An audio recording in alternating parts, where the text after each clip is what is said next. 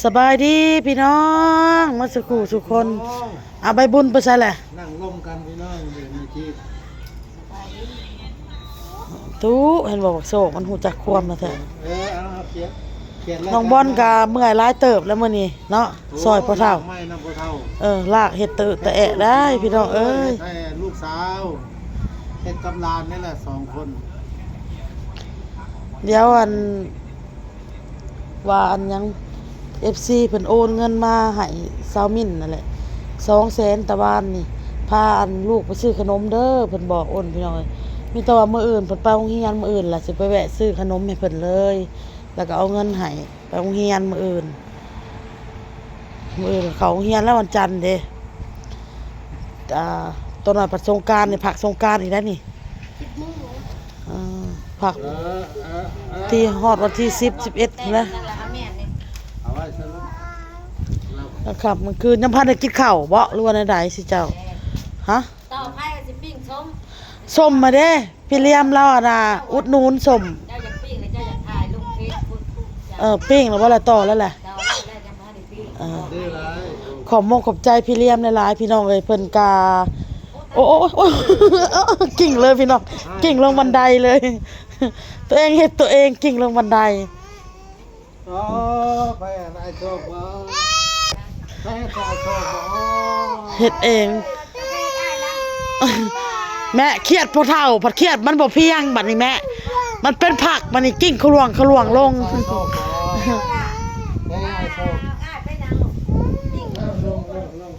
มาเบิ่งตูบพี่น้องเอ้ยมาเบิ่งตูบก่อนเนาะพี่น้องเนาะไม่มันยังบ่พอพี่น้องเอ้ยกาสิ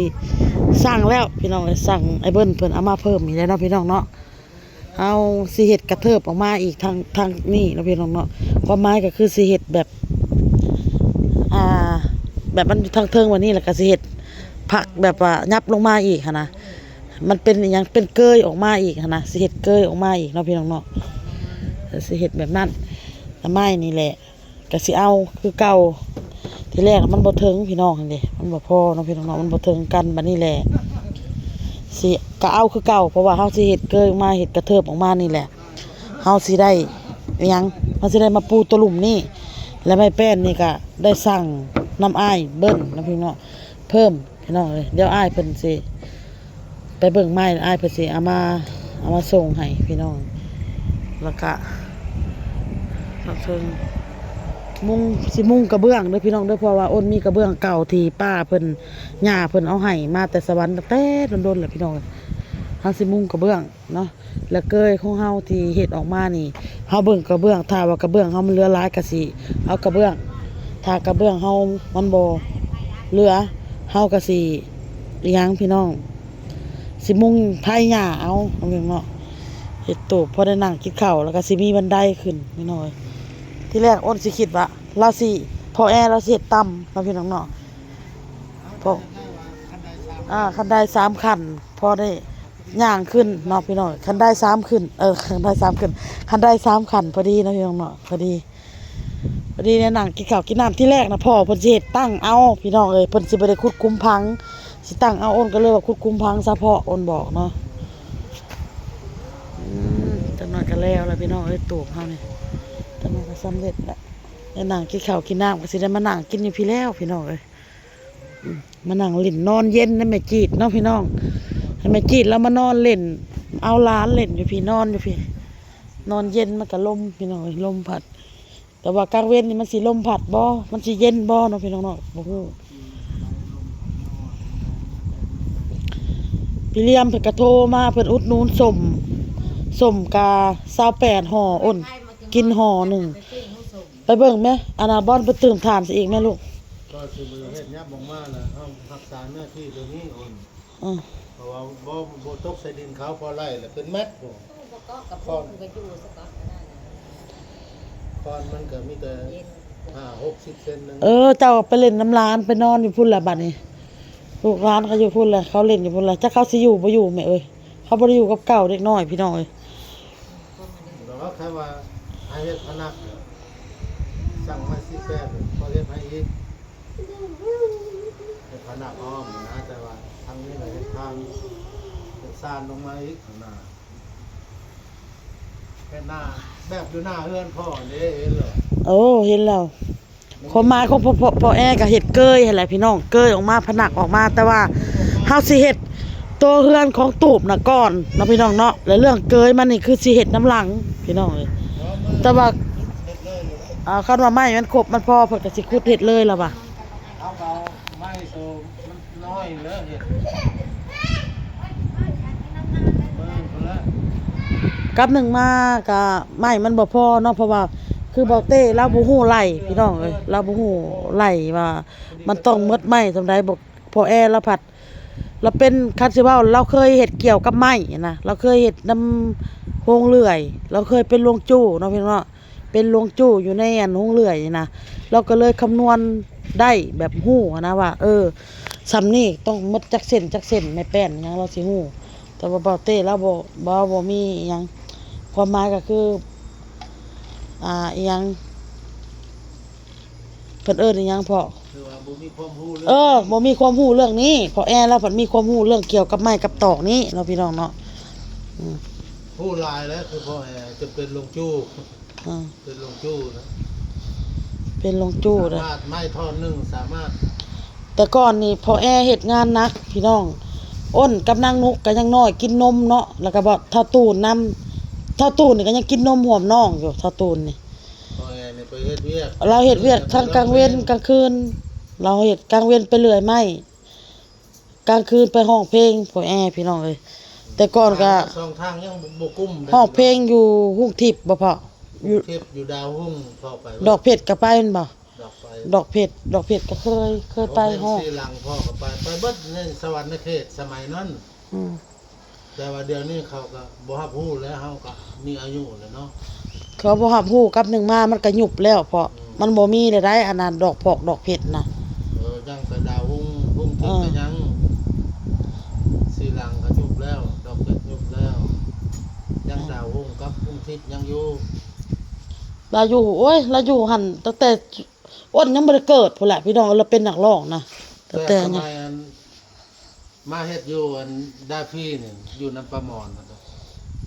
จะเบิ่งพ่ออยู่แต่อันน่ะบ้านอุดมวิไลลูกแต่4 โมงมา7 โมงจะมาเข้าการอยู่ดาพี่อยู่ แบ เพื่อน บนั้น เพื่อนประมอน แบบเป่าเต้นี่แหละพี่น้องเอ้ยข้าวตะกี้ผัดแม่จีดกับกับลูกนี่พากันอยู่สวรรค์แต่ว่าพอแอเรามาเฮ็ดเวียกอยู่เรืออยู่ลักษะหกนี่นะบ้านนาธาตุนี่แหละลักษะหกลักษะเจ็ดเนาะ ประมอนอยู่ บนบ้านป้ามอนอยู่แต่ก่อนน่ะแล้วก็อีพ่อเราเที่ยวแล้วชุบข่อยก็ย้ายมาอยู่นำป้ามอนได้ 2-3 เดือนนี่แหละย้ายมาอยู่ 2-3 เดือนแล้วก็กลับไปอยู่สวรรค์คือเก่า 13,000แล้วก็มีพิเศษครับเลยมาให้เวียดแน่ช่วงหนึงก็เลยมาให้เวียดมีรายได้ดีสมัยนั้นแล้วก็สามารถเอาไม้น้ำเวียดนั้นมาปลูกเฮือนนะเฮ็ดมาอยู่แจเฮือนประมอน เออ มัน เฮือนก็เป็นเฮือนไม้ดอกพี่น้องเฮือนแบบพากระแตะพาไม่เหี่ยดอก มั่างจากหั่นกลับไปเอาไปเฮ็ดอยู่ดมวิไลบ่อนแถวอยู่พุ่นบ่อนในแถวซน อีลาอีเรือชีวิตพ่อแอนบ่อยากพันเลย ล้มลุกคลุกคลานนะพี่น้องคันนั่นน่ะอ้นนึงว่าคิดซะว่าพ่อแม่เลี้ยงลูกตั้ง4-5 คนเลี้ยงเฮานะล้มลุกคลุกคลานเพื่อสิใหญ่เนาะพี่น้องเนาะนั่นน่ะอ้นก็แบบว่าเป็นหยังจึงอยากอยากเป็นคนที่แบบว่า บึกบึนสู่ มีแต่ว่าอยู่เฮือนเลี้ยงลูก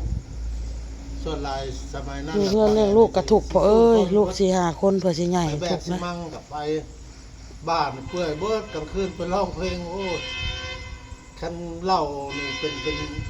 ป็นหนังเรื่องหนึงแหละครับพอเห็นเล่า นั่นน่ะหนังเรื่องหนึงคันเล่ามาเนาะพ่อเนาะสู้พี่น้องเอ้ยพ่อแม่เฮาเขาก็ยังสู้เพื่อลูกเพื่อเต้า แต่ว่าสู้ สู้ ไป เพื่อครอบครัวเฮาตกมาเป็นรุ่นลูก มีอายุแล้วก็พักผ่อนแต่สิบืนต่อไปก็เฮาเกษียณแล้วเพื่อให้เฮา พอแอร์นี่ได้อายุจักปีแล้วพอแอร์นี่ ท่านสิไล่แต่ว่าก็ถ้าเว้ากันหลายพ่อลูกกกพ่อก็50 ปี แม่น70แล้วบ่เจ้า แต่ว่าคนก็บ่เชื่อคิดว่าพ่อยังลง บ่ฮอด70อีพ่อ ประมาณ60ปลายบ่พอ แต่ครับไล่ตามตัวจริงตามไล่เกิด71 ปี 71บ่ไล่ตัวจริงเลย ตัวจริง วันเดือนปีเกิดแท้แม่น71แต่ว่าไล่ในสมโนครัวย่ออายุลงบัดนี้จักปีบัดนี้ 68 69อ๋อลมทงใหญ่แกะปันกันกินเด้อลูกเด้อ ไอ้พินมา50เลย เนาะ 11 ปีเลย อย่าเฮ็ดอย่า นะ นี่สมปลายังเหลือ6ห่อพี่น้อง6ห่อสิปิ้งพอแอกินเด้อพี่น้องเด้อแล้วก็เพิ่นบอกเอาให้บ่เต้ไปกินแหน่เอาเพิ่นเอาห่อหนึงเอาไปกินเวียกครับเอาห่อหนึงแล้วว่าเอา2ห่อก็ได้บ่เต้มื้อเช้านี่เพิ่นได้กินอยู่พี่น้องเอ้ยนี่แหละพี่น้องกำไรมันบ่ได้หลายดอกสมปานแต่ว่าเฮาได้กินคือกำไรมันก็คือเฮาได้กินเด้อพี่น้องเด้อขอบมกขอบใจพี่เลี้ยงหลายๆเพิ่นซื้ออิหยังเหล้าบ้านโนนยางแหน่เอ็มร้อยพ่อแอเนาะพี่น้องเนาะเพราะว่าพ่อแอเราเฮ็ดเวียกเมื่อยมาเราอยากแก้เมื่อยนะพี่น้องถ้าว่าหมดบ่เหล้าตุกนึงมันก็บ่หมดพี่น้องเอ้ยกินนั่นพอให้มันนั่นน่ะอิหยังก็เลือดลมแล่นแล้วก็หายเมื่อยเนาะพี่น้องพอนอนหลับกินมื้ออื่นอีกมื้ออื่นก็ย่ำบ่ได้กินดอกเราสิเฮ็ดเวียกให้อ้นแล้วก็มีการเดินทางอีก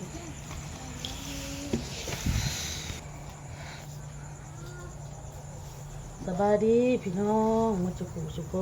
นสิปิ้งปลาสุ่มปลาต้มพี่น้องก็ขอบมกขอบใจหลายๆเด้อพี่เลี้ยมเด้อซื้อเบียร์มาให้กินอีก3 ขวดพี่น้องเลยเจ้าพ่อเต้เราเอาไว้ใส่แล้วซื้อมากินแก้เมื่อยเป็นว่าขอบมกขอบใจหลายๆเด้อพี่เด้อให้โชคให้มานให้ร่ำให้รวยกว่าเก่าให้อยู่ดีมีแห้งสุขกายสุขใจขอบพระคุณหลายๆ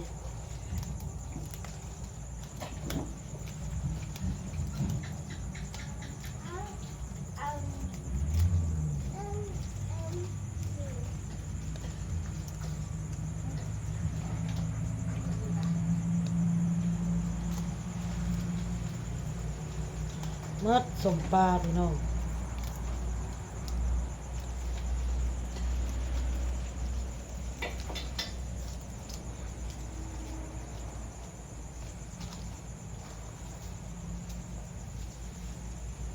เอาคือบอกว่าปีกค่ะ